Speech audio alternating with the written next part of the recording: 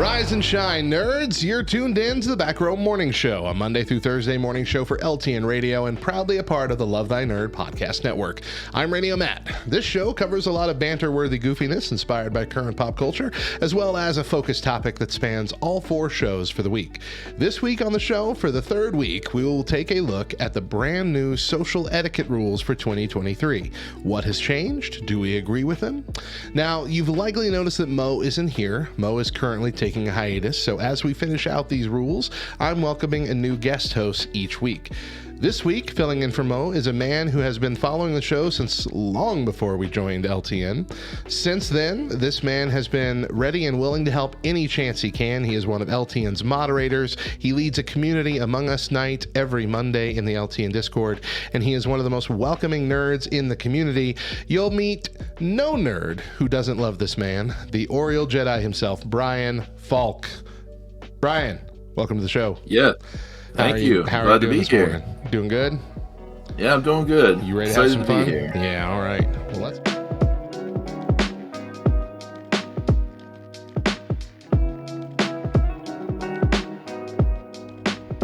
This week, and over several weeks really, we are going over the new 2023 Etiquette Guide as published by New York Magazine. We're going over 194 rules in 7 different sections, and we're going to read these rules in full and then decide if we agree with them or not. And today we're going to go over some new etiquette rules for the workplace. And we've got, let's see here, 7, I think, to go over today. So let me open this up here. Number 92 is where we're starting.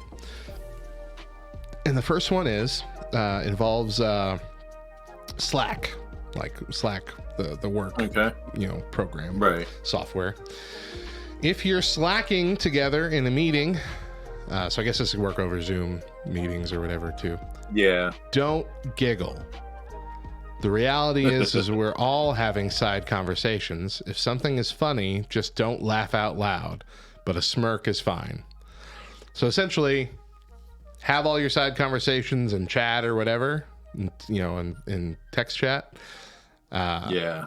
And that's perfectly acceptable. Just don't laugh out loud and distract from the meeting that's actually going on. So I get that. Even when it's not a real meeting, like if it's just like we have the fellowship meeting with all the donors for LTN, and we have that going on. And when one of the staff is presenting something, we're all joking around, but we keep it in the chat most of the time. Right. We're not going to laugh out loud and distract from the actual thing that's happening. So I get it. It's courtesy. It's the same. It's just like if you're a teacher, you don't want the students to be sitting there giggling. It's okay if they give each other a side eye at something funny, but you don't want them just distracting from everything. So, right. Agreed with that. And 93, addition to that, yes, it's fine to text each other during the meeting or anybody during the meeting. I've done that so many times, texting a friend during a work call, like, are they being serious about this? And the only caveat is unless the vibe of the meeting is dire. If it's like, we're going out of business unless we figure out 3 things to do right now, then focus in. KY says, teacher staff meetings are the worst for that. It's anarchy. Aren't you supposed to be muted when it's not your turn on video anyways? I mean, you're supposed to be, but... Yeah. There's a lot of things you're supposed to do that a lot of people things don't supposed to do. I still, one of the funniest things to come out of COVID was all the people who never knew how to use these kind of things, making the mistakes, like that lawyer that accidentally turned on that cat filter. They couldn't turn off. It's like, I'm really here. We can have the meeting if you want. I'm not a cat. They're like, yeah, we know, Phil. We know you're not a cat. Yeah, this is distracting. Or the ones where the camera's like pointed up at their nose and like you're just seeing the inside of their nose. Like, all right, no, lower a little bit. Back to take it back a bit. Okay. Right. Yeah, back up. You see that little version of you in the corner? That's what we're seeing. So just make it look good. Okay. Number 94. It's okay to email. This is going to be a controversial one. I'm going to just say it right off the bat. It's okay to email, text, or DM anyone at any hour. Let me explain. There's nothing worse than being woken up at 2:30 a.m. with a dumb text or a Slack notification. So why did you do that to yourself? Phones and computers have great tools now to manage your time away, including setting working hours and muting types of notifications. We're responsible for which flashing lights and noises we let into our lives. Because of that, anyone should feel free to text a friend or message a coworker at any hour. We can't successfully move into the future unless we recognize that the onus is on the receiver, not the sender. What do you think? So, I think that, like, it's, there's a lot with that one. I mean, email, most people don't have, like, email notifications going to their phone. Right. So, I think email, it's okay. I mean, you might get, when the person sees it, they might think, what are you doing talking about, like, especially if it's work. Yeah. Like, what are you doing talking about work at 3:00 in the morning? Mm-hmm. Like, so email, I think, okay, whatever. Because normally with an email, especially if it's outside of work hours, hopefully people don't expect a response right away. Right. But texts and DMs, I mean, I don't put my phone on Do Not Disturb at night because in case there's an emergency, like, and someone has to get a hold of me, like with my kids, something's going on with my kids or something like that. Well, like, I mean, even with I that, want to have that phone. Even with that, most phones have it. Like, I know my phone is set up where if I have Do Not Disturb, if there are people in my life that I know will call me in case of an emergency, you can set them as a favorite to where they can break that rule. Or you can even set it up on my phone where if anybody calls me twice in succession, like they call me and it doesn't ring through, but they call me a second time in the odd hour, then it's going to ring through. And so, I mean, they're getting better for all those kind of situations. But I know what you're saying. It's hard to balance all those, and it is a bit confusing too with all those different settings. Tristan says here, I'm not going to respond. Have some sort of work-life balance. Yeah. And I get that, but let me tell you where I'm coming from. And I'm leaning into agreeing with this, and maybe we're not at the point yet, but I do agree that we need to like get to that point where it's on us now to mute when we're going to receive notifications rather than forcing everybody, because I can't work during normal office hours. Because my wife works during normal office hours, so I'm at home with the children during normal office hours and usually having to handle other things. I get a couple hours in the afternoon, usually when my baby's asleep, and that's about it. So most of my work life happens from 6 p.m. to midnight. And there is a lot that I do working with a lot of different people. And unfortunately, that means I have to send them messages. Now, I'm not expecting them to respond right away. That's absolutely fine. If I send a message late at night, I'm expecting it's going to be the next morning before I figure out the answer. But if I don't send them those messages, I'm not going to remember to do it tomorrow. You know what I mean? Like, this is something that I'm working on now. I need to send this information to you now. And so a lot of people are going to get a notification from me after 9 p.m. And Bubba figured that out really early because initially he started griping at me about it. And I'm like, I don't know what else to do. I can't like schedule this notification to go out in the morning for you. And I'm not going to remember or have time to do it in the morning. And so he started doing this. He started, muting everything at a certain hour, and then he'll get back to me.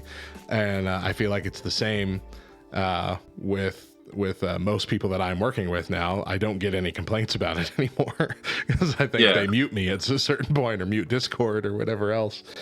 But I mean, I feel like with more of us working from home and more of us setting our own hours or having to set different hours, because of that, this is kind of becoming a reality, is that there's going to be messages come through. You might not be expecting, I think it's unfair to expect a conversation at any given point. Right. Like Tristan said in the chat, don't expect a response from me at that late hour. Yeah.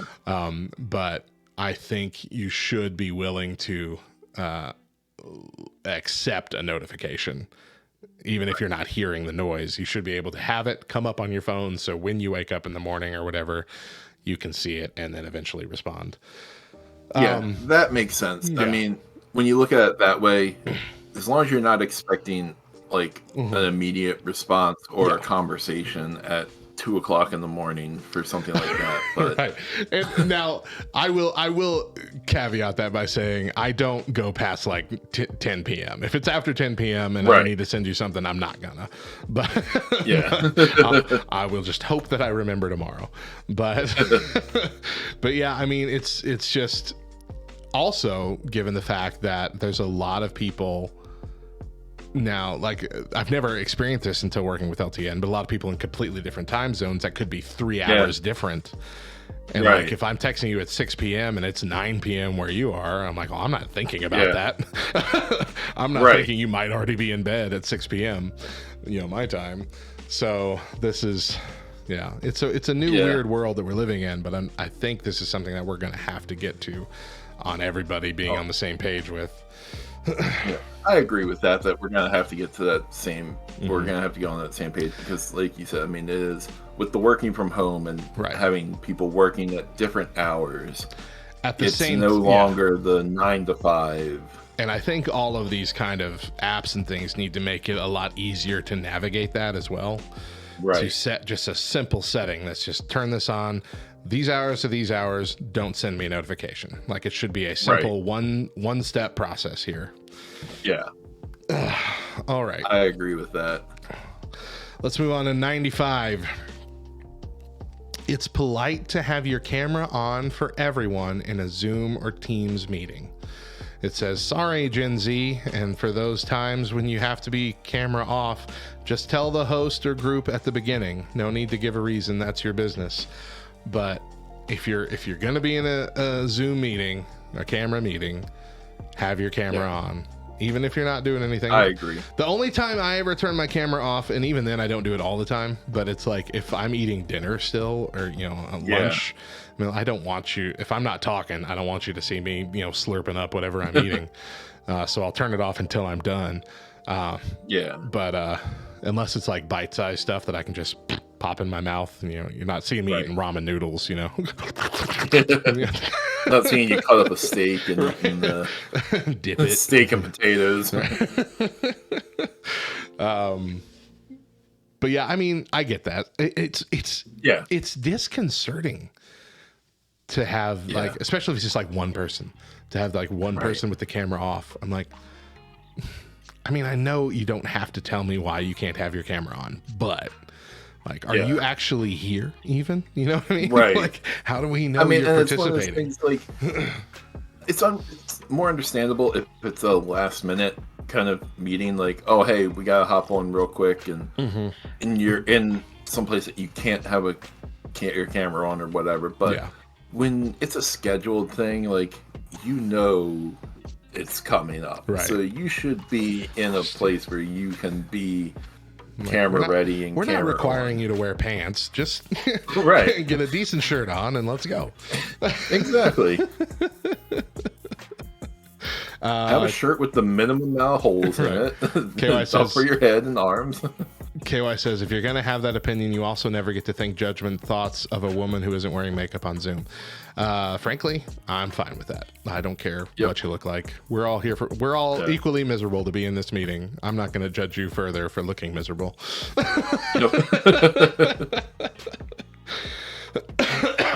Okay. All right. Let's move on to 96. Continuing on, but don't zoom in from the Palace of Versailles. If your video call background contains an infinity pool, a grand marble staircase, or a view from your yacht, the least tacky thing is to find a white wall instead. So don't show off behind you.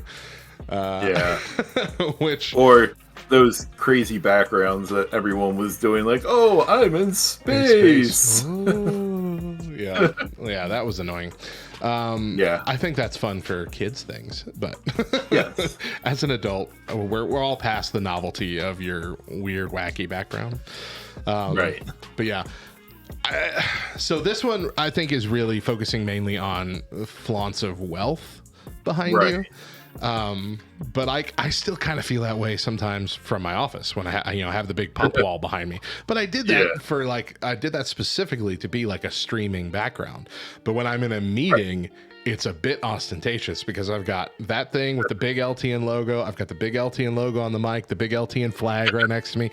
Like I'm surrounded by LTN pink and blue stuff everywhere. And like in a meeting, it's a bit much to look at myself. But I can't adjust the camera well enough to get any of that out of there. So I'm like, well, look, I got brand loyalty, man. That's all. Just I'm committed. P. Morrow says, my wife has worn makeup less than 5 times since we've met. Been married 15 years this year. I could care less about women wearing makeup. I'm in the same boat. My wife, I believe, has worn makeup at our wedding and maybe 2 or 3 times since then. And I think both of those were for other people's weddings that she was in. I know not every woman feels that confident, and that's perfectly fine. Yeah. But I really don't. I don't think most men, at least most men that you should care about their opinion, would really sit there in judgment of what you look like without makeup. Yeah. That might be, I know, I might be off base, but like... Oh, I'm right there with you on that. Like, but I know there's others that... Yeah. I will notice if a woman who wears makeup most of the time is not wearing makeup that day. Like, I was like, oh, you look different. Like, I can see that in my head, and but if that woman like just didn't wear makeup on a regular basis, I wouldn't be going, oh, what's wrong with her? Every time I saw her, like, man, she looks tired and dead, and she looks like a zombie woman. That's not the thing. Like, the contrast can be jarring from someone who wears it all the time to when they don't. But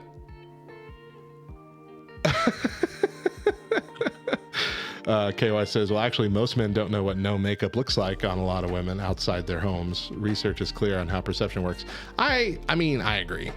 That's probably likely the case. But I also think that just over time, if that just went out of style, if just makeup in general went out of style one day and no women were wearing it, I think we'd all eventually be fine with it.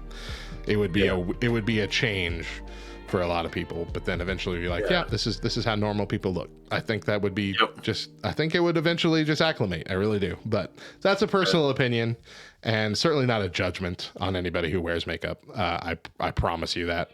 That is 100% your choice, and and not a judgment or me trying to say anything about it is offensive or anything like that. I know I'm being incredibly offensive, so I'm going to stop talking. Number 97. If you're dialing into a meeting and your internet connection is choppy, don't power through. Put your thoughts in the chat or message someone to say them for you. It's far kinder than forcing your colleagues to play the game of, can you decode what I'm saying based on every 5th word? So we've had that happen a few times with Discord, like with when we're playing Among Us, and like Thray is having a bad internet week. Right. So she's coming through. We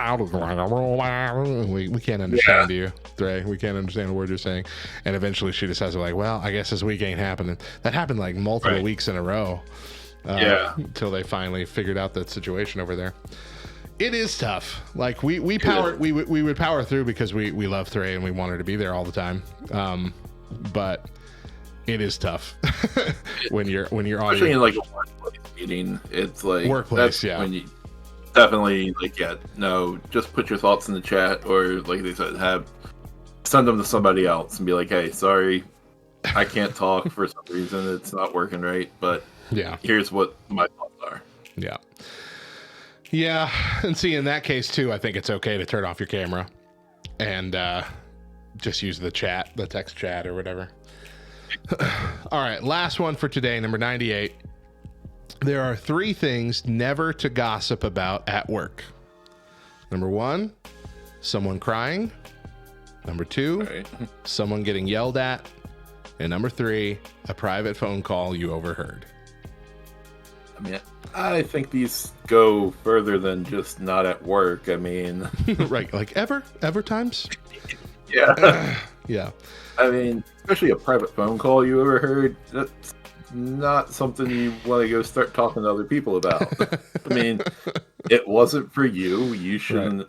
You happen to overhear it, so you keep it to yourself. Yeah, and just with those, especially those first two in general, you know,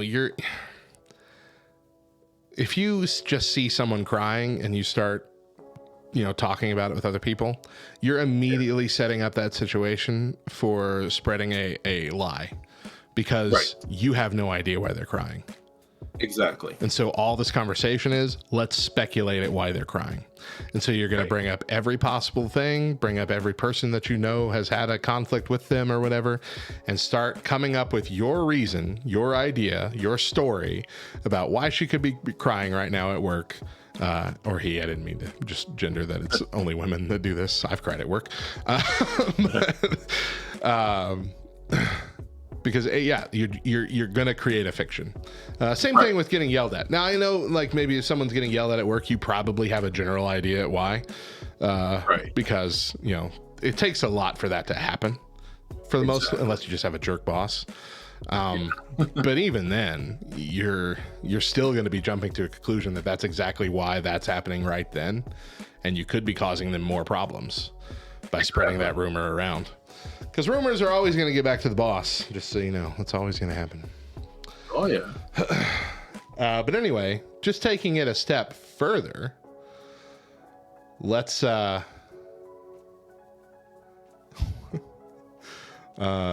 redeemed by Adonai says, especially when the crying is more likely due to them eating the last of their suckers. Those tears are real, man. Yeah, someone eats the last my candy dish lollipop or candy. I was looking forward to it. Yeah. Suckers are life at work. Twitch keeps banning the word suckers. Oh man. Yeah, look, I get it. Candy at my wife's work, it's peanut M&Ms. They have just giant jars of peanut M&Ms, and they just all eat handfuls all day long. And whenever it's empty, it's a sad day. And when it's empty, and then the bag is empty as well, the refill bag. And like, oh, we're done with the M&Ms. Okay, well, we're done with work then, because I'm going home. I don't have peanut M&Ms. That's the whole reason why I come here. I mean, I'm going home then. Yeah. Oh gosh, that's funny. But anyway, taking this rule even further, how about just don't gossip at work at all? Because what good's it doing you? What good's it doing anybody? Exactly. It's not doing any. We should take that further. Just don't gossip at work about anybody. Mind your business. Exactly. Do your work. You're there for work. We're going to be reading rules 99 through 105 today. And they start with this. 99. Ignore your colleagues on the subway. I like to think of my subway commute as me time. I know, objectively speaking, that this is untrue, that the train during rush hour is jammed and people who are not me, with people who are not me. Nevertheless, under certain ideal circumstances, the bustling subway is a place where I can step outside of my life, a no man's land between home and office, where on the way to work, I can read a book in the quiet lull before battle, and where on the way back, I can reflect on the day that has passed. The commute in the right light, is a sacred place not to be infringed upon. So I know this is mostly for like New York, but I feel like this would also apply to riding the bus or anything of that nature. Like if we're going to work, just let me get in work mode, and then coming back, let me decompress from work. Yeah, I mean, at one point I used to work downtown in Baltimore, and I would actually take the light rail. So essentially like the subway, but it was above ground, everything like that. And it was one of those times where I would read a book on my phone, or I would just kind of get myself in that work mode. And I mean, as weird as it sounds, it is kind of me time, because you can kind of relax. You're not stressing about dealing with traffic and everything like that. You can kind of disconnect, and then especially when you're coming home, right, you can kind of disconnect because you're just sitting there going along for the ride. You're not having to concentrate on traffic or driving, anything like that. Depending on how long the commute is, like if you have a relatively short commute, I think that the commute is actually like a joy to have. Yeah. There was a long season of my life where I either worked in my hometown and went to college in the town 20 minutes away, or lived there and worked here. But for I want to say at least 5 years, most days I had a 20-minute there, 20-minute back commute, and I loved that time. That time was fuel for me. I needed it. It was great. And when I didn't have it anymore, I noticed my days were not as good. Like I needed that commute time. So as long as it's not like an hour commute, I think that, definitely that's the time that should be respected. Oh, yeah, definitely. Now, I'm not saying that it shouldn't. I'm not saying it shouldn't be respected if it is an hour long. I think if it's longer, more than that, don't talk to them. I'm just saying you're also probably miserable. Yeah. Sorry, but I mean, if I see a colleague, I don't want to start talking about work stuff on my way to work. Yeah. It's like, look, I don't even like talking to people that I know when I see them unexpectedly in Walmart. Even close friends. I'm like, look, I'm happy to see you, but this is not what I want to be doing right now. I would like to get my groceries and go home. I don't need you making this trip 20 minutes longer so we can talk about something that we will probably talk about at church. Just let me go about my day. I know that's kind of a jerk way to think, but I'm like, I'm right there with you. I don't like unexpected conversations. And like KY said, if the person is reading, you better ignore them. Absolutely. Like, I think one of the Birches posted a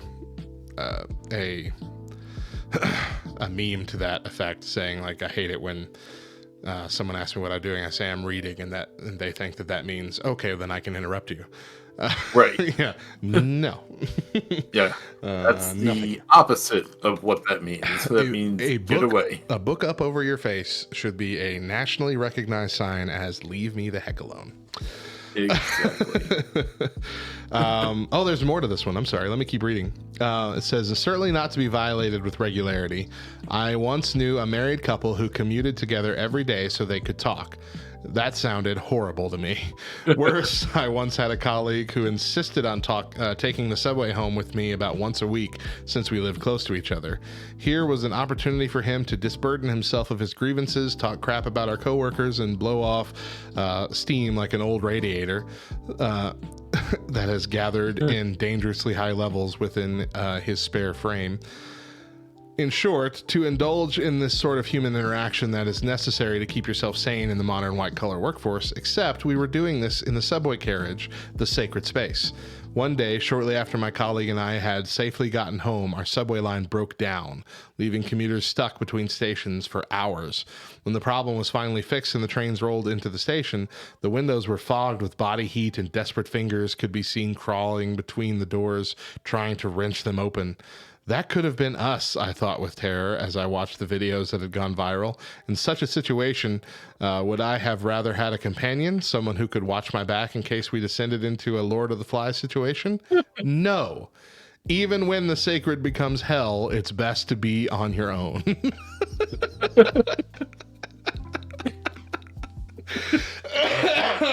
I agree. Yeah. Yep. Just leave me with my book while it's broken down. You all figure it out. I'm reading my book. Right.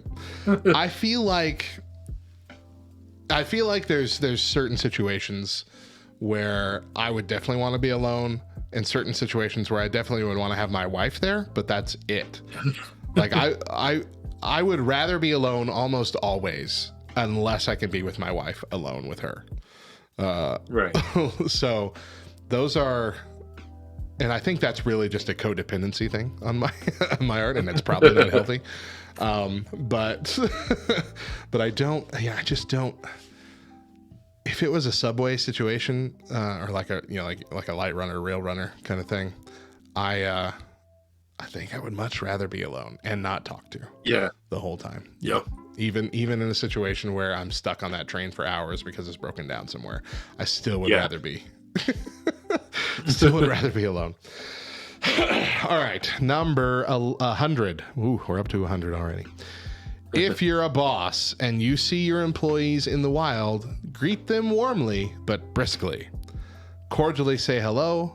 Make 5 or less minutes of engaged conversation to show them that you're not trying to escape, and then say you're running late and get out of there. I think this goes even if you just see a coworker. Yeah, I think this goes if you see a family member. Just like, hey, good to see you. All right, well, I gotta go.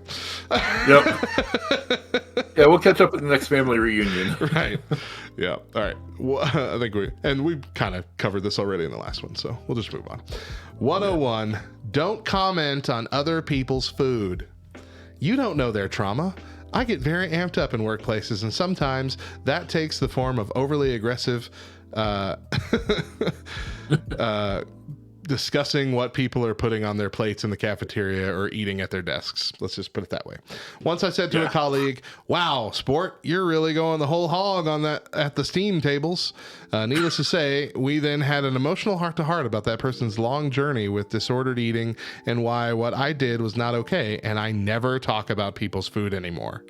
Mostly. Why would I want to make someone's fraught lunch moment worse? Simply minding your own business is the best manners of all. So yesterday in these, we were talking about, Redeemed by Ad and I was talking about like candy at work just to get through the work day. And yeah, I mean, you don't know what's going on with people. There were times in my life, like one of the reasons I am fat is because there are times in my life, in my adult life. I mean, I've always been big, but I've never been this big, you know. I'm a big guy overall, like I have a big frame. Right. But I've never been this heavy. And one of the reasons is for years I was struggling with, you know, addictions to other things and stress that I couldn't deal with. And I found the most mentally healthy thing to give into, if I had to give into something, was food. Oh, I'm right there with you. That wasn't a like socially, like it wasn't illegal. It wasn't really a socially looked down upon vice, because a lot of us here in America are overweight. And so like that became the thing. Like if I'm going to screw up today, I'm going to screw up on food. And that way I don't screw up anywhere else. And so that was my go-to, and still every now and then is my go-to when I'm having a terrible day. And I'm not saying it's good for me, and I'm not saying it's the right thing I should be doing, but you commenting on it is just going to make me do it for more days. Oh, for sure. Like, I'm right there with you. Not only do I feel awful, but now I'm going to feel awful for the next few days. And again, the only thing I can run to is food. That I'm going to anyway. Should be running to God. That is hard to do many times when you're just struggling with your human garbage. Right. So until we get that perfected, and until we can do that on a more regular basis, I run to food. Yeah, I don't struggle with that as much. I struggle making good food choices still, but it's not because of emotional eating or anything, but a lot of it was for a long time. Oh, and I really got a handle on it too, man. Towards the end of 2019 and into 2020, I had a handle on it, and then COVID hit, and I fought it, and then I tumbled, man, and I gained, I had lost almost 100 pounds, and I gained it all back. Yep. And I was so upset about that. And so being upset about that made me worse. Exactly. It's a vicious cycle. Mm-hmm. I mean, like you said, with COVID, as soon as that hit, and then it's like you're stuck in the house, and then you hear all you heard on the news was bad news and everything like that. And so and then DoorDash and Grubhub showed up everywhere. And they're like, wait, I don't even have to leave the house to get it? Okay. Right. I can just sit here and wallow in sadness, and they will bring the food to me? Exactly. I will pay a premium for that. Yes. Oh, man. Yes. All right. Keeping up with food, 102. This is controversial in my opinion here. You can eat anything at your desk in an open plan office, Others can simply leave if they don't like it. Now, if you bring fish into an office and you microwave it, no. You bring your rancid tuna salad into our desk clump. No. Yeah. You can't do that. No. And most people cannot simply leave because they're working. They're at work. Exactly. What are you talking about simply leave? The worst thing is when I'm sitting in the break room on my lunch and a coworker brings their food back to warm it up, and then I smell it while it's cooking, and then it lingers while I'm still sitting in the break room, and they take it away to go eat it in their office or whatever. But I'm just like, really? Because I can't go to my desk and eat because my desk is at the front counter where I'm going to get questions and people are going to look at me if I don't answer them. Mm-hmm. So I need to go into the back. You have a door you can close. Yeah. Tristan says, I've had people complain about my lunch. Maybe it's the garlic or the kimchi. Ha ha ha. And his wife says Tristan took canned herrings into work once to annoy his coworkers. That's so bad, man. I had my brother-in-law, Dader's younger brother, when we were still like dating. He was just a kid, young, not even a teenager yet. He would irritate us so much by purposefully going, like, anytime that Daedra and I were in the house together, he's like, you know what I want for lunch today? Microwave bologna. And so he would microwave a bologna sandwich, and it was so rancid smelling, and it just lingers in the air. It is heavy air. It just settles at the lowest point and stays there for hours. Tristan said his coworkers deserved it, and he's no longer there. I mean, I get it. Look, sure, yeah. As revenge, it works. It works well. Yes. But I really think there's a limit. I really think there's a limit to I agree. coworkers that you like anyway. There's a certain nose limit that you have to be like, just look, I know you love this really stinky food. Eat it at home for dinner or on the weekends. Just bring your, roast beef sandwich to work, please. Yep. Something so unoffensive that we can just all go about our day and not be ruined. Oh, yes. I know eventually you go nose blind to things, but it takes so long.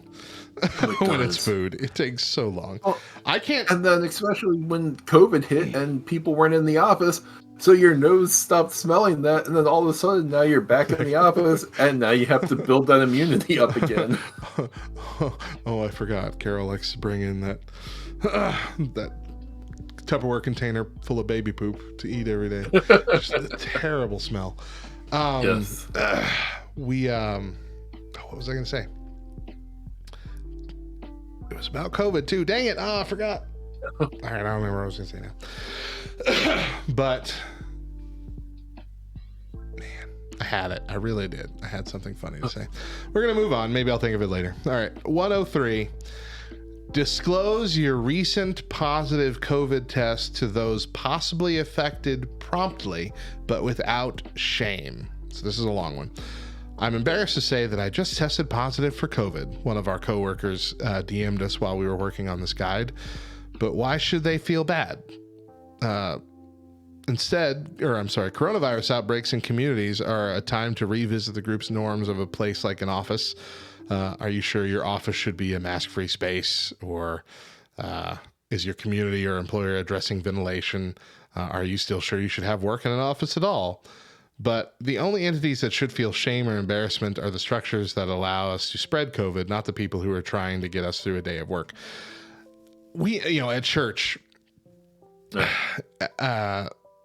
just like any illness has forever, sickness is spread at church really quick because most people either don't know that they have them right away or they feel obligated to be there, which they shouldn't. Look, if you're sick, stay home. Nobody wants you there if you're sick because you're going to get everyone else sick. But COVID is one of those things where you still to this day, you can have it and not know you have it. Right. And so it can spread so easily. And we've had to like cancel church a couple times because like all the staff were next to somebody who had it the day before. Yeah. And we're like, oh, well, just to be safe, let's give it a few days. But I really don't, it does feel like you're letting everybody down, you know, when you're like, I'm so sorry to tell you guys this, but I was feeling bad. I went and got a test and I've got COVID, and we were all there for the Bible study last night. And so I don't know what to do. And I do try my best to be like, don't feel bad about it. It's not your fault that you got it. Like, if you felt bad and came to church, then yeah, that's your fault. But if you didn't know you had it, and today you woke up feeling bad and went to the doctor, then chill. It's fine. We'll get tested, or we won't, and we'll go. We'll go to work. Exactly. And we'll be fine. Same as a stomach bug or whatever, just like KY says. Just a heads up, my kids started puking last night after we got home. I mean that should be normal, because it's going to be all of us at one point.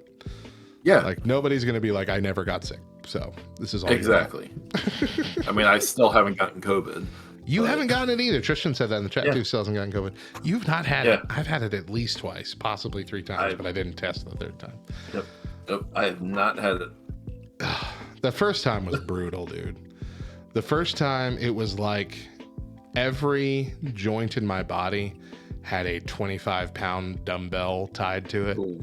Like you just felt like gravity had intensified by 200%. Like you just felt so close to the ground. It was so heavy to walk. It was so bad. Frost, you haven't gotten COVID either? Oh, yeah. Good morning. All right, let's move on. Y'all are making me upset. 104. If you're in the office, you're wearing shoes. Socks aren't the worst thing you can see in an office, but toes are. I mean, I kind of expect to wear shoes when I'm in the office. Look, there are some that let some people get away with like wearing Birkenstocks or whatever, or like sandals with your toes out, and even that, I'm like, it's better than being barefoot, but not by much. I don't want to see your toes. I don't want you seeing my toes. I don't want any toes out in public, unless you're at the beach. That's where you can get your toes out. The beach or the pool. That's where you can get your toes out. Exactly. Closed shoes in the office, please and thank you. Yes. It's the smell for me, KY says. All right, last one here for work and for today, number 105. If you hear rumblings of layoffs and are wondering if a friend or an acquaintance was affected, the gentlest way to inquire is, sounds like a tough day at insert company or team name here, sending good vibes. So basically, this is a way of saying, hey, were you laid off? Right. Without saying, hey, were you laid off? Like, heard things were going bad over there. I'm praying for you guys. Hope everything's all right. And that will open the door to, if they want to share, lost my job today or whatever. Which I think is fine. I think that's okay. Don't lie if you're praying, if you're sending good vibes, be praying or sending good vibes. But I think that's a gentle way of saying, I'm asking, but I'm not asking. Like, if you want to tell me. If not, just say thank you, and we'll be on our merry way. Exactly. But it does let them know that you're thinking about them one way or the other. So I think it's good. I think it's valid. Yeah, if they're not ready to share, that's perfectly fine, and they have the out of not having to. I like that. Yep. Okay. Well, that wraps up today's list. Next time, we're going to start looking at the new etiquette rules for living in the city.